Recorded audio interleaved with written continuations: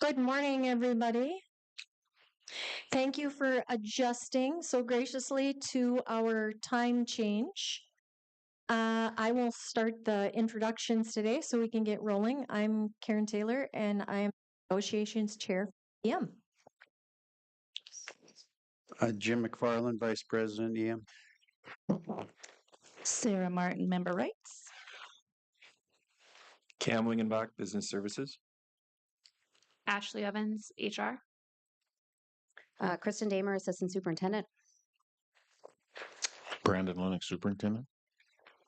Cassidy Bjorklund, School Board. Christine Berg, President. Julie Reno, Research Chair. Michelle Dunn, Secretary.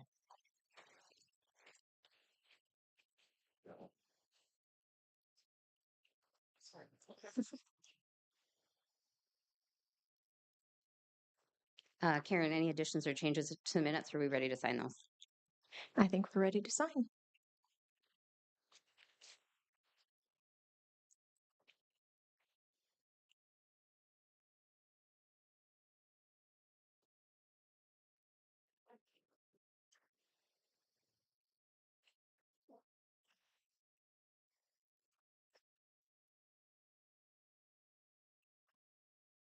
Keep forgetting the lines, but.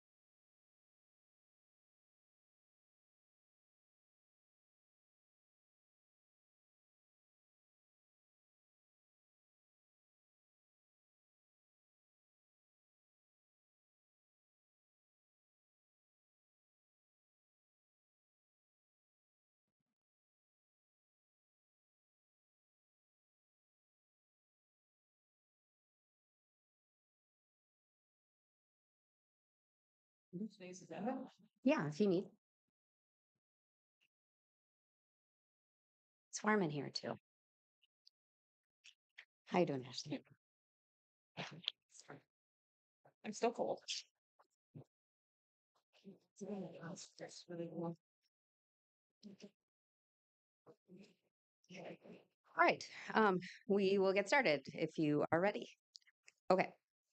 So the first response we have today is to agree to and sign to the memorandum of understanding for class size limits, so we can start having those discussions.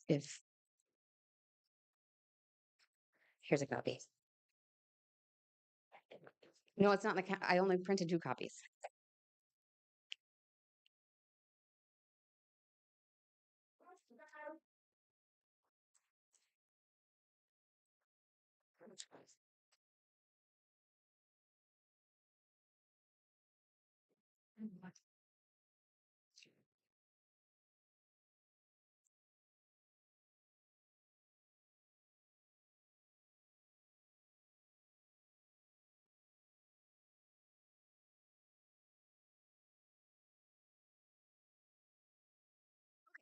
And everyone should have a packet. We'll go through our packet now.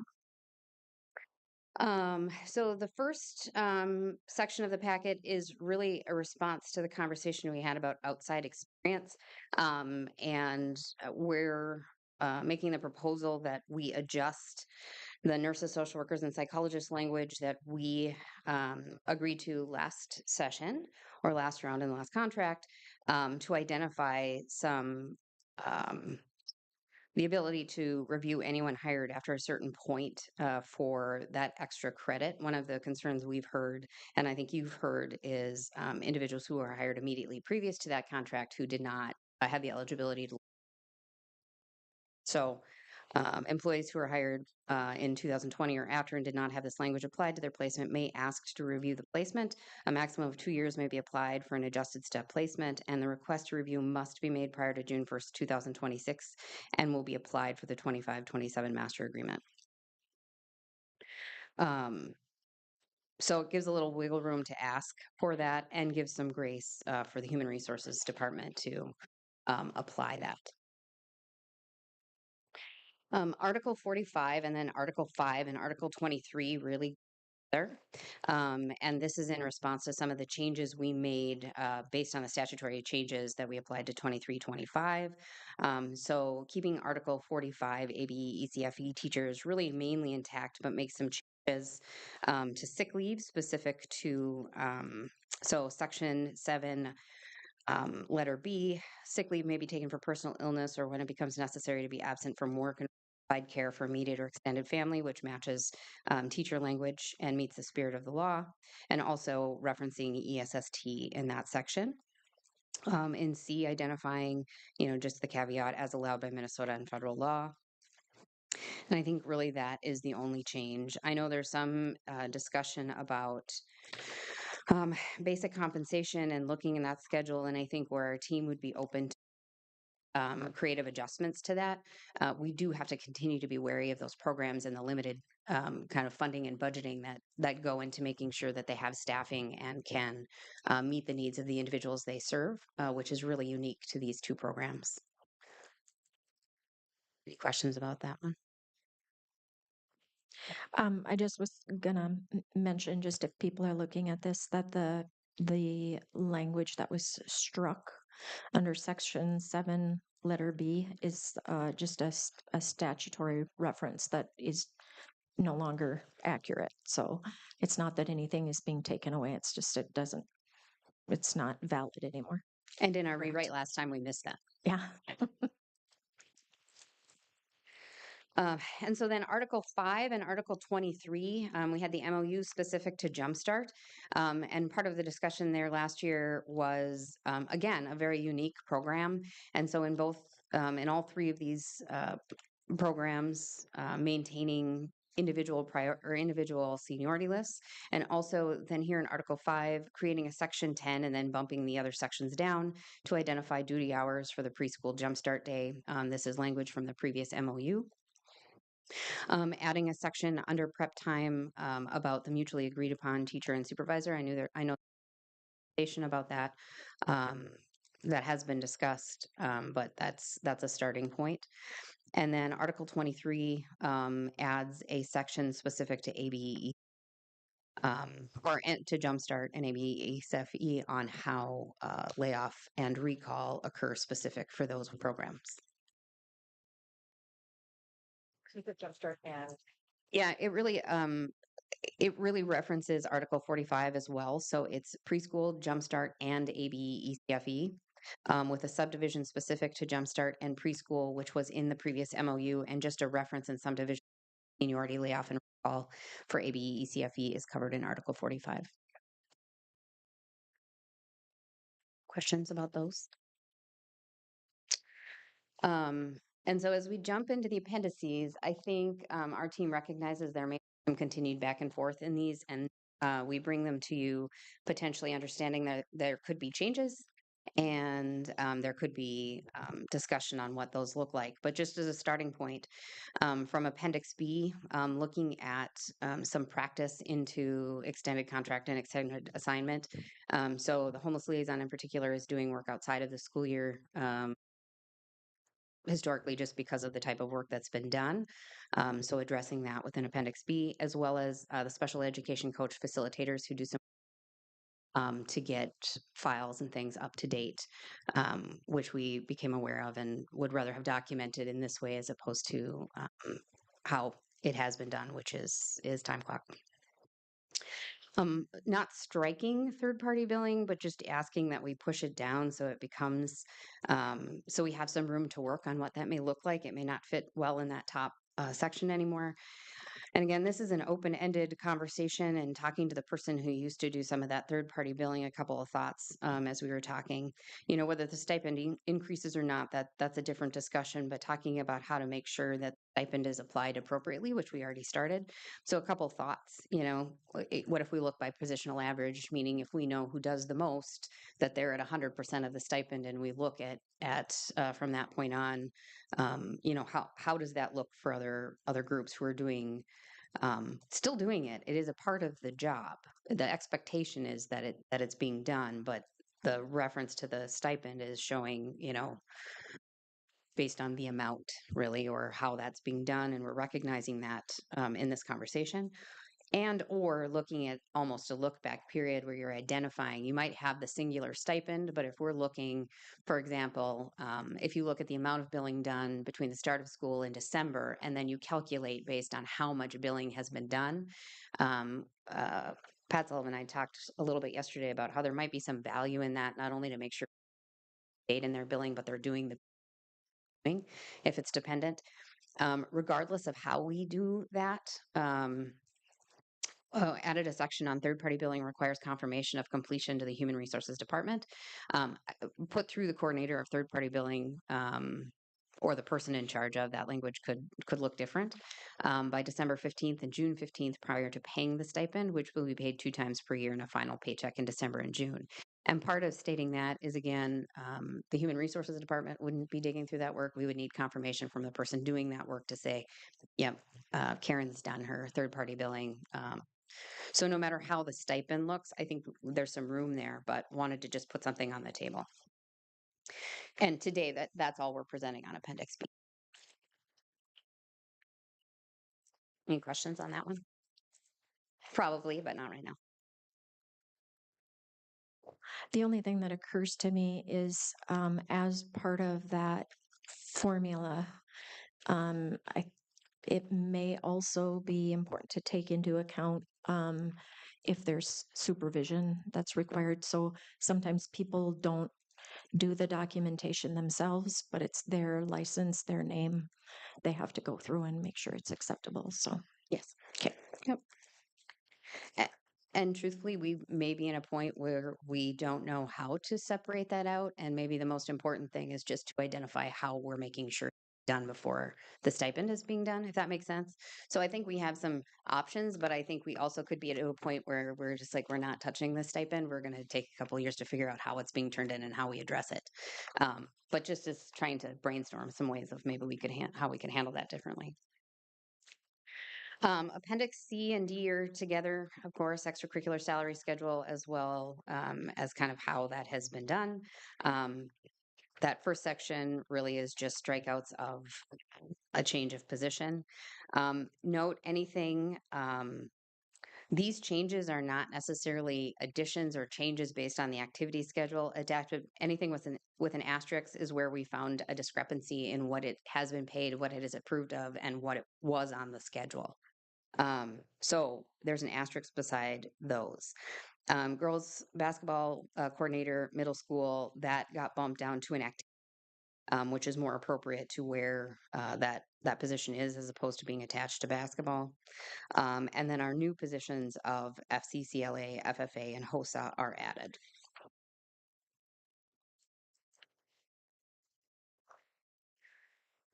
Tournament competition. I think, as a team, we've talked about how there's part of the concern is when it gets paid and how it's confirmed. That's an administrative concern that I'm not sure language fixes necessarily, as this is one of the first times. Did we just add it last contract, the tournament competition? Yeah. But that second line in particular is quite confusing to how you figure it out. I think open to try to talk through that, but that's the initial as we presented today. And then adding to this section, teachers, coaches, and activities advisors and drivers. And I know there was a proposal on the table, or we know there's a proposal on the table specific to this. We just transferred the language over. We would still feel that it should be an hourly stipend and not significantly higher than our drivers are supposed to be, both for budget purposes and an equity to drivers. And I know you don't have to worry about equity for drivers, but when we look at that language and the intention of it, that's where we come from. I know you have presentations too on these, so you're just taking in what's coming next. And so we just put Article 17 and Appendix I back on the table today to discussion. Generally not in favor of 1.5 hours becoming 2 hours, partially because especially at the high school, not all of that time, some of that time is assigned time. So to add that into 2 hours, we understand why that's being asked, but we are, that is a proposal that we're not confirming today. And then compensatory leave. We don't have significant changes to the compensatory leave, and I know more discussion is coming. Looking at your agenda, it also might require more work beyond this initial presentation. But what the team is asking for is in 4B, removing that May 25th and just stating prior to the last contract day that has caused problems, concerns, conflict for both teachers and administratively. And then number 5, and that again may take some more working. The intention is that compensatory time isn't taken until it's been earned. What we've struggled with is I know I'll have enough compensatory time. September 1st, someone says, I know I'll have enough by February 8th, and they take the time and it's not there. And so we administratively really have to be to a point where it's there and in the system. And we can talk about how that gets there, but the intention will not be approved, if that makes sense. You have to have earned the time. Just as a question, how often is the compensatory time? How often is that updated? Just to provide people with a timeline. It's done once a month. So say September's would be accrued by the 7th of October. So if a person wanted to go February 8th and they finished their compensatory hours February 7th, would they be able to take that day or do they have to wait until it's been processed? It would have to be processed. So they actually can't take that day until March. Well, I think we didn't write that into the language right now, but I think that would No, be a that preference. for it to be in the system, because it's a ton of manual updates, like multiple times, sometimes per day. Sure. So it's a very manual process because it's not just in one system, it touches like 3 or 4 different systems. I think priority though is that if people don't have it, right? So what happens now, it's not even just that, hey, I've earned it February 7th and I want to take it February 8th. It's the intention of earning it. So I asked for 3 days off in September, assuming that I'll work compensatory time. And to get away from that practice as a whole until at minimum we've earned it. Because I think Ashley would tell you there are times they've gotten to February 8th and that time has already been used. Meaning I knew I was going to earn it, but I took it on January 1st instead of February 8th, and now I take a deduct. If that makes sense. It does. I was kind of thinking of it the other way though, in terms of what if you knew you wanted a compensatory day and you put in a personal leave day to kind of as a placeholder because of the 5% rule, but then you've earned the day and you want to switch it. We would like to get away from that practice because then, again, and I don't mean to sound repetitive on it, but it's going back into those systems again and adjusting time off balances, and it's a very manual process. But you understand how a person, Yes, if they I need the understand. day and Yep. there's only 5% of the people who can from their building, that it's really important to be timely in getting the day reserved, Yeah, regardless of how I understand what you're days- and- saying. I get and it. we respect the amount of time. We cannot roll over compensatory. Mhm. So if I have I get it. no, but if I have my 4 days, Yep. and so of personal leave, Yep. but I know that I want to do something next year, and I take all of my days, but I do my compensatory time, I want to be able to swap it because I can't roll compensatory. I want to be able to roll my personal. And this And is we part of the respect on- discussion. Yeah, but like, I'm just it's not the final. okay. That's good. It's just far as like trying to present on the admin side what that looks like. So this isn't like final or anything. Yeah, that's just administrative. We can have a conversation about what that looks like because that's not the intention. I mean, in reality, they're interchangeable. So we just need to make sure that you don't lose a personal day. Yeah. But really it becomes a personal day. So I think that would make it easier for Ashley and her team if we rolled it over and did it in a timely, so that when it rolled November from an October earning, that if they just rolled that into the personal day. The problem that we might run into though is if you're already at your limit, and that creates another issue. Okay. That might be where you're getting. Probably figuring out how the systems work Yeah. better together. Yeah. But we're just running into a lot of roadblocks along the way and trying to manage this part of it. So, and then the tracking of the trade time and whatnot, we need to work on some efficiencies there as well, as far as like when it's being earned and whatnot, and paid and whatnot. In the grand scheme of things, it's all the same if we're rolling it into personal. So we want to make sure that, you're not penalized for that. That's not the intention. This might be a ridiculous question from your perspective, but I'm going to ask it anyway. Um, would there be any advantage to updating the trade time, more than once a month? Like if you did it every 2 weeks, would that remove some of that work on the backside, or does it just create more work?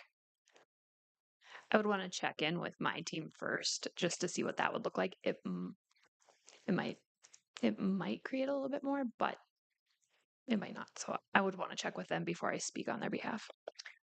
And then the other thing, just from a process standpoint, I don't know that we have an answer for it.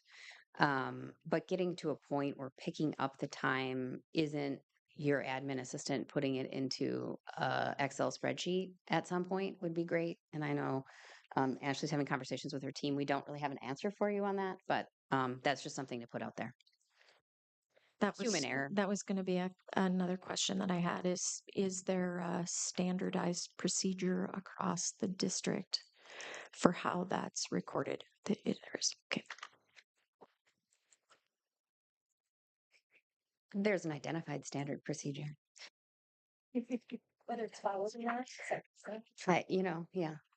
Some people are better at procedures than others. But yes. The goal would be to make it easy for since no one's missing out on it. Because I know there's errors there. Okay. Thank you. I need some processing time on all of that. So the first, I guess I should ask, did anybody have any questions before we? No? Okay. So Article 36, and I could have on the agenda put Article 6/Appendix G, because the idea was that we have that language that's confusing to people, and applies to very few. So the suggestion was to move that language to an appendices instead. And we are ready to TA that, but I don't have a document. So that we would agree to, we could TA that. Then the next item on our agenda is leave. And in response to, so it's leave for Articles 38, 39, and 41. And I had a couple of questions. So for Article 39 in leave, which refers to, as I recall, it's not in the packet. I'm just talking about this. It was a district proposal from last time.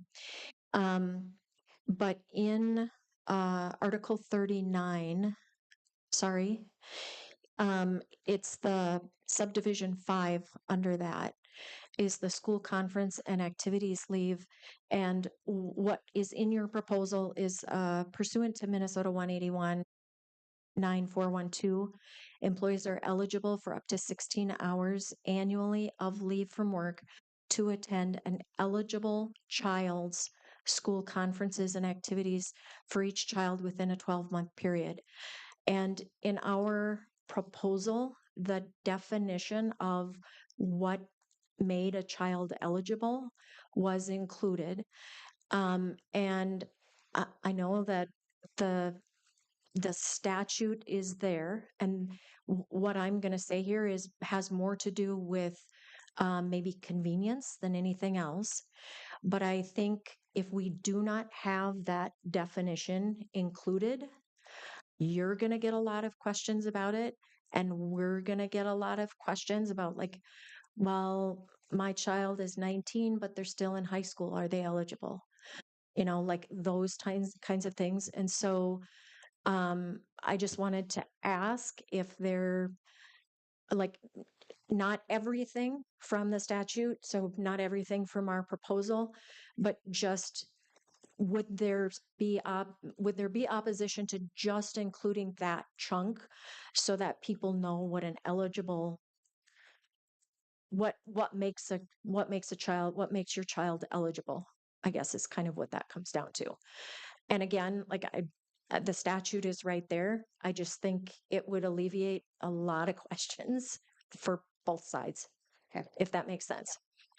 Okay, and then in Article 41, in your response, in our proposal, there was the suggestion of a longevity reward for people who had been teaching in the district for 10 years or longer to be granted an additional personal day and to be able to bank additional personal time over a series of years. And in your response, there was not any reference to that, and so I'm not sure how to counter. So Yeah, I think, I believe when we talked about this, we presented this language and stated that we weren't interested in longevity. Okay. And part of that, again, comes back to systems and how they manage. And if, I am unsure that the system can manage two different leave accruals. But that was presented intentionally with that not. Yes and no, but I don't know that I don't know that that changes depending on school systems as a whole, because we've got multiple different contracts, multiple different accruals, a pretty complex schedule. It's the nature of the complexity of all of the contracts. So Again, I thoroughly respect that. I just want you to know. I do that, but I I'm out to speak for myself. I'm in a little bit of a unique situation, I would say. I've been here, this is starting my 31st year. So I've gone through all the kids and the sickness. And I've done whatever. I'm in a position right now where I have college aged kids who are, one of them is a D2 athlete. I would like to be able to go watch her play. And her meets are only on Mondays and Tuesdays. I can't control that. I don't have sick parents to take for. There are a lot of things I cannot take sick leave. I can't take ESST. There are a lot of things I can't do. And I've been here a long time, and this would be something that would be greatly appreciated for someone who stays here and isn't just leaving because I don't want to be here. It's because I want to go to, if my daughter was getting married and she wasn't here, I'd need the time. And I've been told deduct isn't really an option. So again, I respect something like that, but being told a computer is going to dictate me, I don't like that.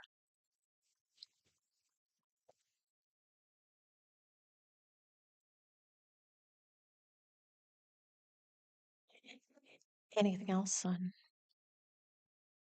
All right, Jim, going once, going twice.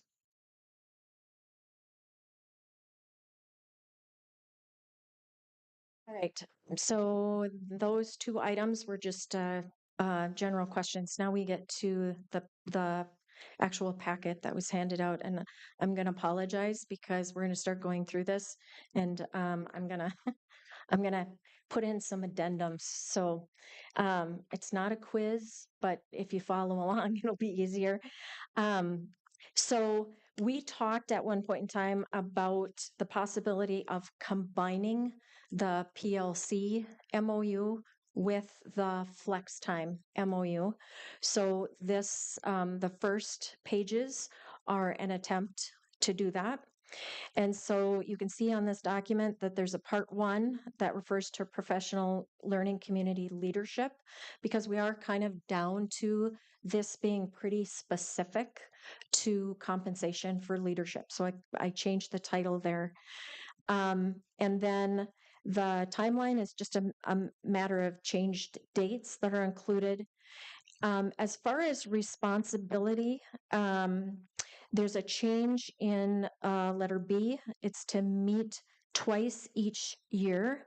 And that is, so the changes in the responsibility portion came from teaching and learning and meeting together with coaches, most specifically at the elementary level, because that's where the PLC work has been most active and most urgent in preparing for intervention, buddy time. So the whole group only needs to get together twice a year as a PLC leadership group. And then letter E, the up to 3 days professional development, was at one time when the district was regularly sending a team of people to the Summer Institute, the PLC Summer Institute. And they suggested that that is not necessary any longer, so that language is removed.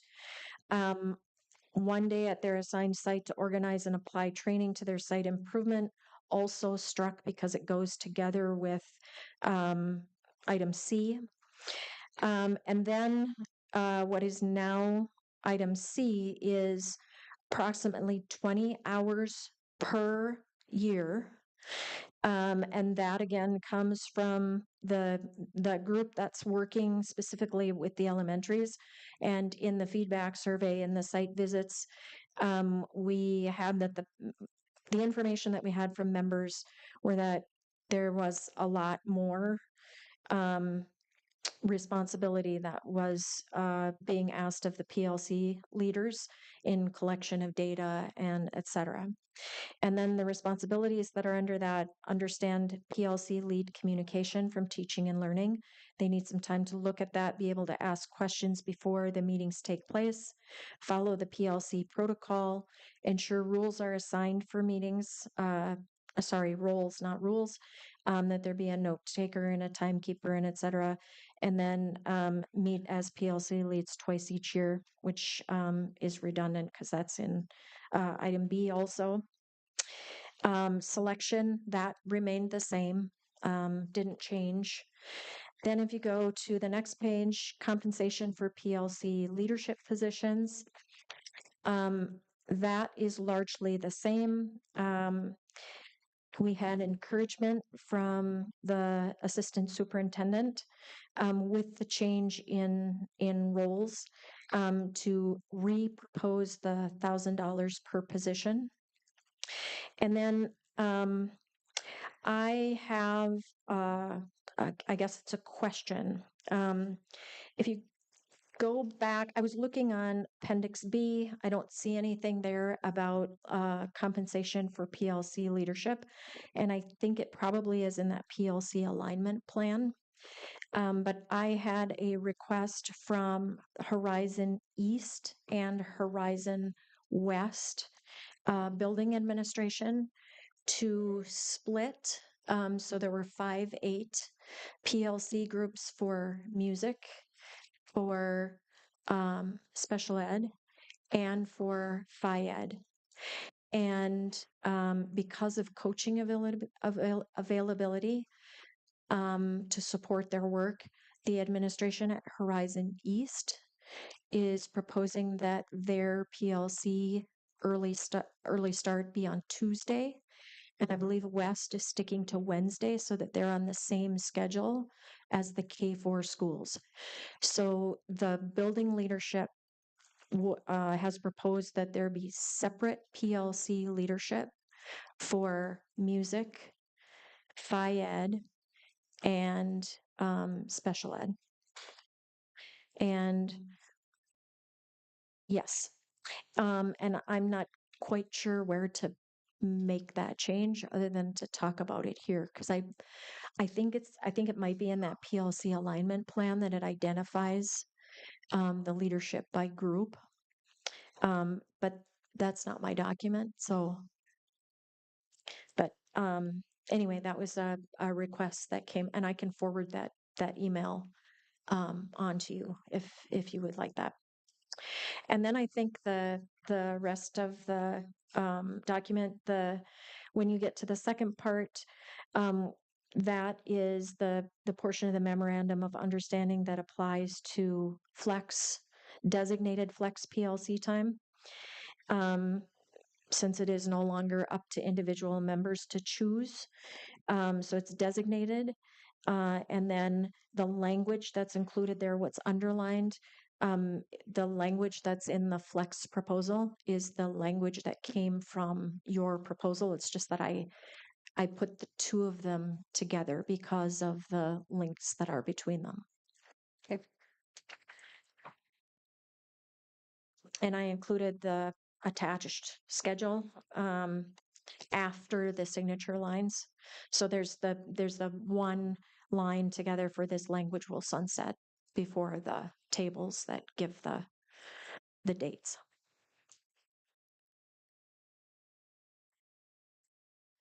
If that makes sense. Any questions about the Oh, yes. EIS had a question because their schedule is a little bit different. Do you want to talk about that, Sarah? I've just received a few questions from members who are just in the EIS group, wanting a little bit more specific understanding of when their designated time back is, and if it includes conferences, they're interested in if there's availability to do something different because it's so important for them to be at conferences, and that was a piece of what they were asking, and just making sure it was specific towards them as well. So as the current language is written, people are uh, special education people would be excused from conferences as trade time for their mandatory paperwork.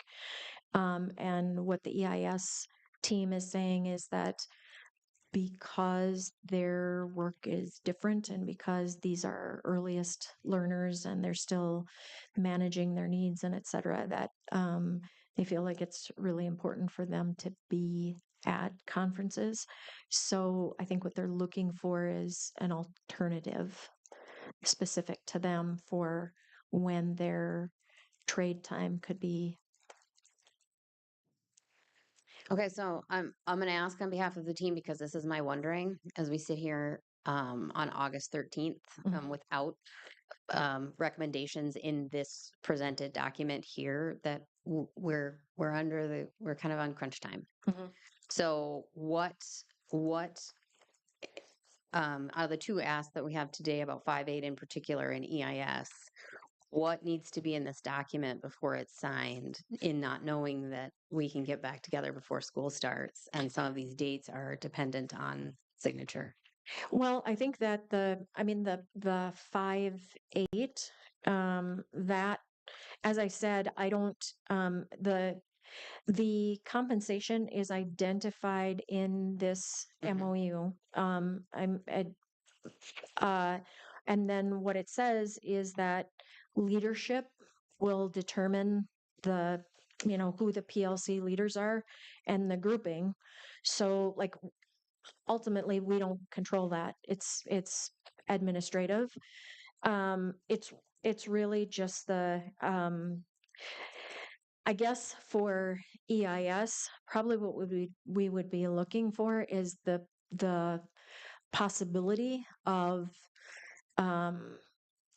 Joelle identifying for people, this is when your comp time is going to be, and identifying it by a period in time. And there's no doubt in my mind that she understands the need for people to be at conferences. Like she knows that group more better than anybody else. But people are wanting, I think people just want an answer to when is our trade time going to be, because people want to make plans. And if they have access to the early outs, are they going to be able to leave? Because their schedule is just different from anyone else. Okay.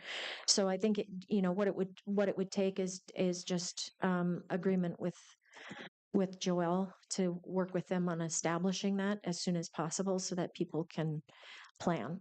So maybe it's a matter of putting in a line that says that member rights and EM president will meet with Joelle and the reps from that program in order to identify an agreeable situation. And then I think what we probably need to do is prepare for that for next year, because it says in here that I think it's by July 15th, we'll have it figured out. So just to have that kind of in our heads that we need to include them as a specific group, that we have a plan set by July 15th of next year. Okay. Does that answer your question? Okay. Karen, we're going to talk about what else we wanted struck in the 912 part about the PLC leadership. Yep. Thank you. This is why we need a team, right? Okay.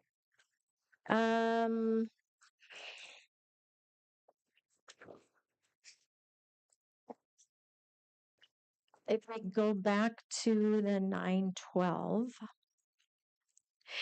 the second bullet for 912 department chairs whose PLC members, okay, first, the first bullet. PLC leadership will share among all members of a PLC provided with collaborative meeting time. And then we would strike in their contract day, because now we're to extended time. And I miss doing that. So we would strike in their contract day because there's extended time. So it technically doesn't have to fall within the contract day. And then for the second bullet for 912 department chairs whose PLC members do not have collaborative meeting time in common, resulting in additional leadership responsibilities. Our question was, and maybe this isn't a question that you can answer immediately, but are there any longer people that fall in that group that are not named in that last bullet? And maybe we leave the language there just in case it comes up. Yeah. Okay. Yeah, I don't know that we would know that, but we'll try to connect with teaching and Okay. learning. Right. But then what's also true is that my intent was to strike that whole second bullet. But then what we would want to do is amend that so that the compensation is equal to in the other categories. So it would be $1,000 per position rather than just having the $900 per position struck. It would be the $1,000 per position if there are, in fact, people that fall in that category. Then number 5 on that page, I struck the "this agreement will sunset" language from this particular part because it's all the way at the end for both. Then we go to the flex time PLC. And as I said, that is essentially the language that you had included. So thank you, President Berg, for that reminder. Anything else from the team? Okay. Next, we have the MOU for student behavior and teacher safety. And the first page is largely the same. If you go to item 5, which is on the next page, previously it read, "A summary of this data will be presented to staff monthly at each site via staff meeting or written communication. Written communication is struck mainly because written communication, when it was provided, was really difficult for people to interpret. There wasn't an opportunity for discussion, feedback, brainstorming ideas for how to improve it, um, different people who could participate, support the work, etc. So it is struck because the best work seemed to come from face-to-face meetings. And then I want to point out in also under number 5, I want to just place emphasis on the last sentence, which is incident documentation and reporting will include administrative actions for each identified student's behavior. And part of the name of this document is teacher safety. And when we as a team were having conversation and based on feedback that we received from members, it's not knowing what the action has been that often leads to people feeling unsafe. Like they don't know that an administrator has worked with a student, et cetera. And so just an emphasis on incident documentation and that the reporting will include administrative action for each identified student's behavior. I did have a conversation with Isaac Lundberg, who said because of the, is it called profiles? The add-on that there will be, that there's going to be a specific way that incidents will that are reported in the log as log entries will not carry over to be visible when in that new system. And so it's going to be important that incidents and responses are logged correctly so that when you look for information on a student using that new add-on, that it will be visible, it will be something that can be taken into consideration. So I have not been trained on that add-on, so I don't know what the exact information is, but he just indicated that administration might need some training to make sure that logging happens in the recording incidents and their response needs to be logged in the correct place so that becomes part of longitudinal data, if that makes sense. And then in that last paragraph, there's information that's struck. Our new idea, I think we had some conversation at the table, like maybe we need to have the right people looking at the data. And so we have a student behavior committee that's recorded elsewhere as a committee in the contract. We'd like to add some specifics or propose some specifics that it's comprised of one district level administrator, one school board member, 3 administrators, 1 from each grade level band would be the idea, 5 teachers chosen by Education Moorhead, 2 parents, 2 7-12 students, and others as invited, because there may be, like maybe there's suddenly a lot of issues that are happening in the bathrooms and, per TikTok challenges or whatever. And so, maybe that would be a situation where Steve would be the right person to be at the table to talk through potential solutions, that sort of thing. And also, we know that it's really, really difficult sometimes to find parents who can commit to participation. And so, it's not required that there are 2 parents at the table for the conversation to happen, I guess, is kind of what we're saying. But we're also, parents, members of the community may have concerns, and sometimes the way that they perceive situations is different from those of us who are in the building, who are in the trenches, perceive the situation. So that just might be some good insight. And then we included 7-12 students for that same reason. Sometimes their perspective is very different from the educator perspective or the administrator perspective. And then the idea would be meet monthly, and to get started with that right away as the school year gets started. So meet by September 30th. And again, it'll be challenging to put that crew together, but really the strong message that we got from our membership is we've been collecting this data. What's happening? What's happening with it? And so really to get that committee going, to identify the locations or themes of concerns that are coming up based on that data, and then identify action steps and who's responsible for following through on those action steps, setting the date and time of the next meeting so that people know about it well ahead of time. And then as time goes on, starting meetings by talking about the results. Was the action step, did it work? Did it not work?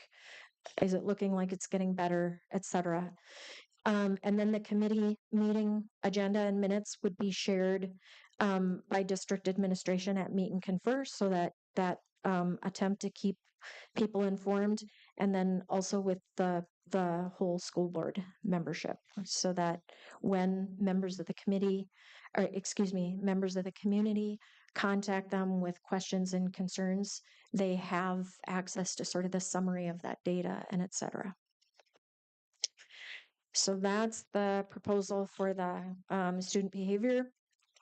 And then we have our own Appendix B with the same sort of commentary about third-party billing. Obviously not a final thing. But summer school staff, again, contracted that be increased to $44 an hour. And then the curriculum study increased to $39 and $195 for that 5-hour day. The continuing education committee members is on that same side, and that they receive a stipend of $200 per year. And from the co-chairs of that committee, just the relatively low expense for 2 people from each building to get $200 a year, and a recognition of how important it is for that work to be accomplished on a timely basis so that people can license on time, and acknowledgement of that connection. I'm sorry, I need us, if we can, to go back up to the table in Appendix B. Underneath instructional coach and literacy specialist, we wanted to propose that we add the AmeriCorps coordinator for both math and reading, that we add an extended contract for 2 weeks. Specifically, there's a lot of work that's happening now in August in preparation for the upcoming school year. And that has not, to our knowledge, been compensated. There's not compensation for the work that takes place. So that would probably be kind of similar to the special ed coaches and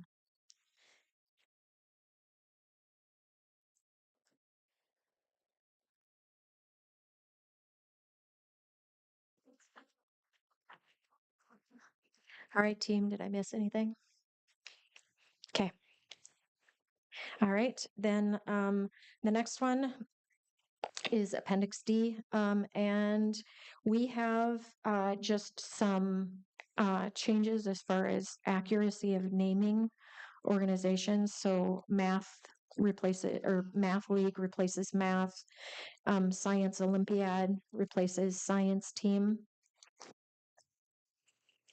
And then we both had FFA.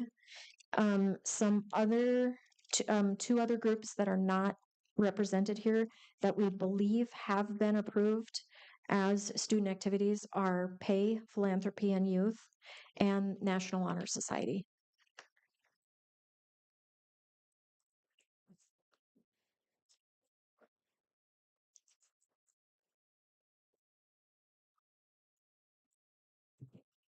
We would have National Honor Society, correct? I have to check on On pay? Okay. Okay. And then the final page, last but not least, is a compensation proposal, which is pretty straightforward. A 4% for year one. It's okay. Just, we're gonna go 17 into this. On the agenda. I, yeah, I'm going to come back to it. Thank you. Thank you. Nope, I appreciate it. So compensation for year one, 25, 26, 4% increase to all cells on the salary schedule, and an increase of $100 per month, $1,200 a year for each member added to health insurance. And then year two, a 4% increase to all cells on the salary schedule. And I'm going to invite Julie. So, in looking around the state at districts who have already settled, the closest to us in terms of FTEs, Mankato has 627 FTEs. This contract, we're negotiating for 592.35 FTEs, and they put 4.13% on their salary schedule. And the reason it's an odd number is they did some restructuring. And then the second year, 3.5%. And so, in looking across the state, right now, they were the closest to our demographic and number of FTEs. They also have very close in terms of salary schedule. This past year, our bottom right corner was 92,530, and theirs is 91,977. So really similar to us in a lot of ways. Do they have a similar number of steps also? Julie? They actually have fewer. They have 10 steps. They have a longevity increment that we don't have, so it's a slightly different structure. Okay. But they actually have fewer steps. Okay. And then the last thing is when we were having some conversation about Appendix I and some concerns and some feedback that's tends to be more specifically for elementary. Kristen, you had mentioned the possibility of President Berg and one of the member rights people and potentially some representatives from the different buildings, just having a sit down, kind of a problem solving conversation with elementary administration. And Christine and Sarah are both interested in that. If we can identify a date, they'll between member rights building member rights advocates and reps in those buildings, they'll pull together a group to meet and problem solve, try to identify. And some of it, we acknowledge it might just be procedural because it seems to work better in some locations based on administrative support than it does at others. And if those are ideas that can be shared to make it easier across the board. So that's it. Okay, so it's 10:30. I on behalf of our team, I think we probably have less time than we need to talk about everything today, but I know we have at least two things that I think potentially we could come to agreement on. One is Article 36, which we just need to print and sign. Yep. And the other, I would say, flex with maybe trying to figure out that 912 piece, which maybe doesn't matter as long as we have the language in there, as well as just making reference to EIS, identifying their time that potentially is ready for signature. Yep. I think it's actually the 5, 6, 7, 8 that would be the level of concern about whether they're being broken into two or I think for 912, we just agreed that we'll just leave the language in there in case it applies to someone. So, but yeah, I agree if we can get the language in there.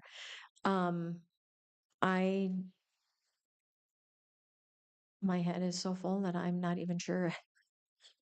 I'm impressed that you can say we could probably sign these two things because I don't know that. Well, one you already some agreed time. to, so I could go Yep. get it right now and sign, and we could just break. The concern I think that we mentioned from the flex time is that, without that, Yep, it's difficult for people to start planning. right. Right. So I think if we can put in that clarifying language, I think that we would be really. I mean, I think technically we should really briefly meet as a team just to make sure, but quite likely could sign that today, and then go forward from there. I also should say that our leadership team is meeting on Thursday, and we'd like to hold off providing you with upcoming dates until after we get dates on the calendar for cabinet meetings and exec board meetings before we have those set so that we don't end up with. So once that group meets on Thursday, I'll send you some dates for September, October, November is kind of what we're hoping for, and really hope we don't have to use them, but just to provide those so that we can get some things on the calendar. But better if we wait until after our whole leadership team gets together on Thursday. Okay. All right. So it's So should we just plan to recess for 15 minutes back? let's plan to recess. Yeah, I think as long as we're back in here by 10:50 at the latest. I don't know that there's further conversation, so I would even Right. say 10:55. We just have to, yeah. 'Kay. But yeah, we'll work on 10:50 and we'll try to get teaching and learning down. Okay, perfect.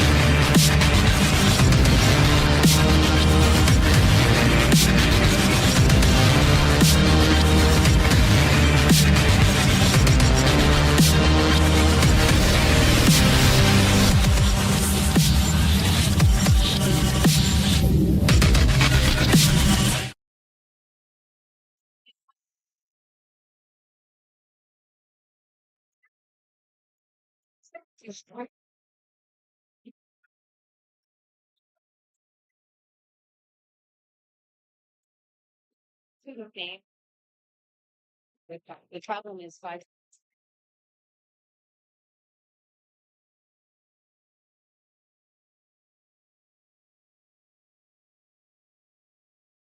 The difference is that Japan minutes very $36. And things have improved slightly. But Tara wanted it to wait. You talked about this being worth. We negotiated the last right. Wanted to keep.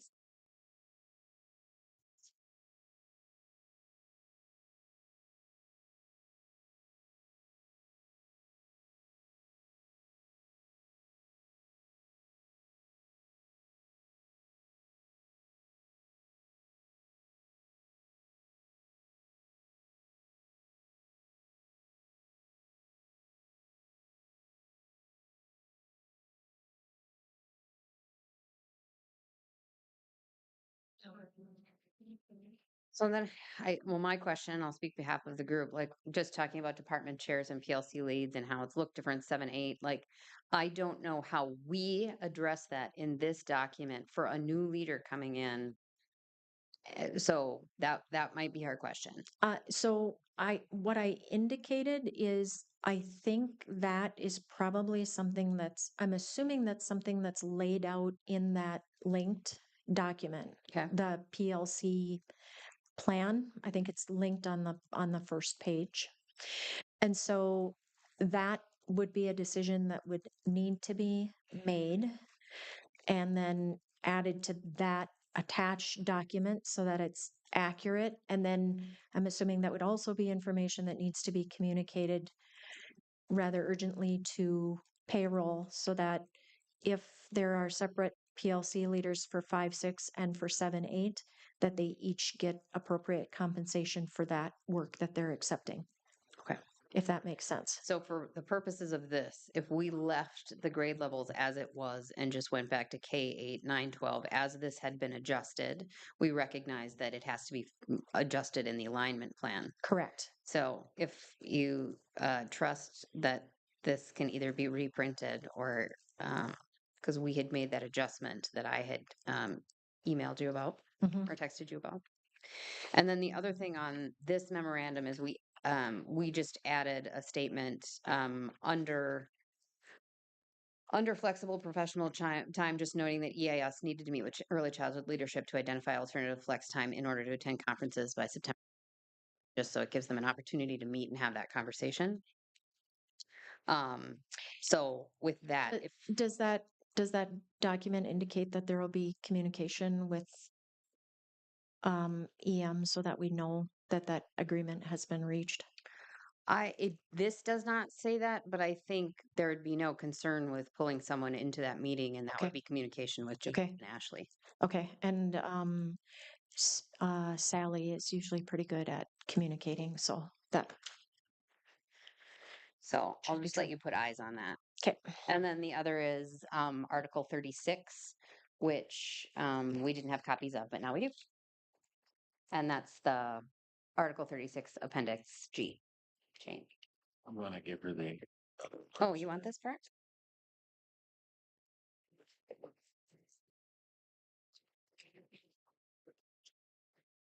I think I gave you an extra page. There's too many pages. Yeah. It's just the last one. Just this one. This one. The signatures are actually above that.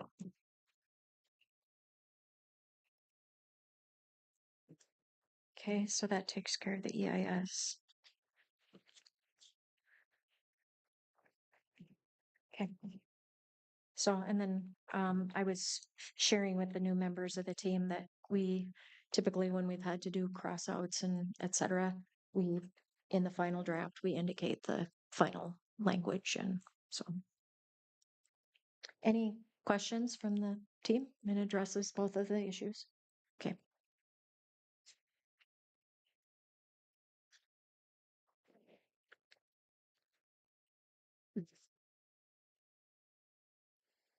August is going fast.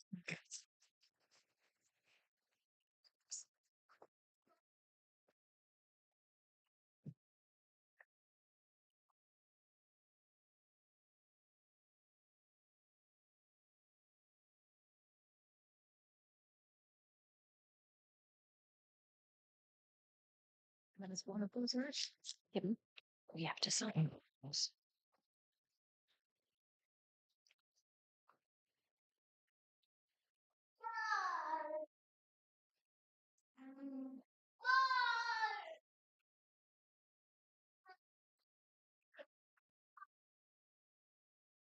Too many donuts. Of course, but he just enjoys life.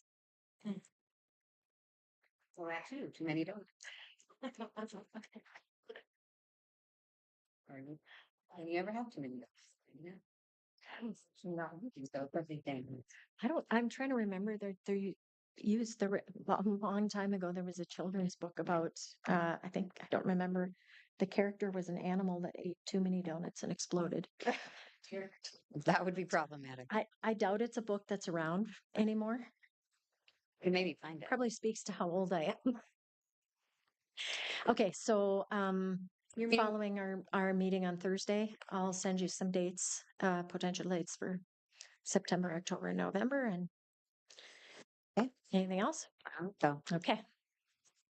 Thanks, everybody.